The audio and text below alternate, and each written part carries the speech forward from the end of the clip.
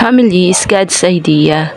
So this is my family, Tolentino family, and ako po ang panganay. And since birth, since childhood, active na po ako sa church dahil ang nanay ko isang born-again Christian. And palagi po ako sa mga campus ministry. Now is the time for me na bumuo ng sariling pamilya.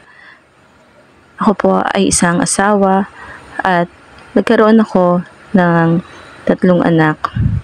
2 babae at 1 lalaki. This is my family. Meron akong anak na PWD and this is my mom. Siya ang kaagapay ko sa lahat ng oras, sa lahat ng panahon, sa lahat ng sandali. Aside from my husband, siya po yung talaga nag-influence sa akin kung paano maging isang Kristiyano, mabuting Kristiyano, maging mabuting ina sa aking mga anak. And ito po yung aking pangalawang anak na lalaki na special with seizure disorder po siya. Sa journey bilang may bahay, hindi maiiwasan na madapa at masaktan, malungkot at magdamdam. Pero ang Lord ang siyang kaagapay. Patuloy ko na ginampanan at inlaan ng mga anak sa pagpupuri sa Diyos. Nagkaroon sila ng mga ministeryo. Ang panganay ko, kahit nandito na kami sa Bulacan, nagkaroon siya ng ministry sa FICC noon pa ang tawag pa lang po noon sa Peace of God. Iyan po yung unang attend namin ng anniversary. Ngunit paano kung ang inaasahan mong katuwang ay may iba ng landas na pupuntahan na mas maganda? Paano? Kumusta ka? Okay ka lang ba? The challenges I face brought me to see God working in ways I never imagined were possible. I learned to stick with His promises because I feel secure. And that peace, the feeling He gave me, made me feel that I was never alone and that I have everything I need in Him.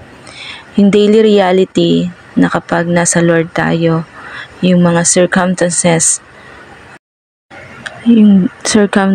na darating sa atin, His love doesn't change no matter what happens. When bad things happen, magkasakit man, malungkot ka man, I know that God still loves us. He is steadfast love and constant in His love. Stick with God and keep your eyes on Him. When life gets tough, God will help you see through it. Yan yung naranasan ko nung nagkaroon kami ng matinding pagsubok. Sabi nga, pag hindi na kaya, sa Diyos ka lumapit. Tapos maaksidente ng husband ko, pinanumbalik ng Lord ang ngiti sa aming mga labi. Nakapagtapos ng pag-aaral ang aking anak na panganay, maging ang aking bunso ay nakapagtapos ng grade 6, ngayon ay grade 9 na. Patuloy ako naglilingkod sa Lord sapagkat alam ko na siya ang aking kalasag. Nagpapasako pa rin po ako sa aking asawa. Minsan nga sabi niya, dala-dala mo, asan ang mga anak mo? Dala-dala mo pa yung mga anak mo sa pagsisimba. Siyempre naman, di po ba? Yun naman po talaga. Sabi ko nga sa kanya, kung ikaw pwede, madadala rin kita. Sa tamang panahon, prayer. Ang pagiging ina at asawa ay magagampanan natin kahit naglilingkod tayo sa Lord kasi mas binibless niya tayo, hindi lamang po sa lahat ng aspeto ng ating buhay. Patuloy tayong magbabad sa Kanya kasi yung mga worries natin, siya yung tutulong sa atin sa lahat ng bagay.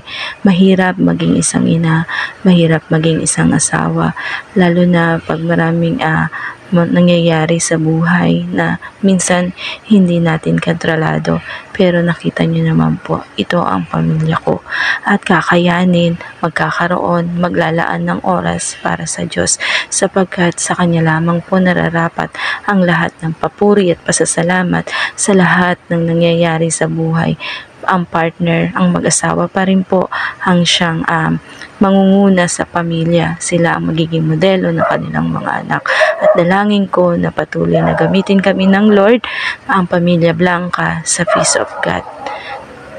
Hindi kami perpekto, pero sa tulong ng Lord at with God's love ay magiging matagumpay ang pagsasama at lahat po ng gagawin ay may kalakip na faith.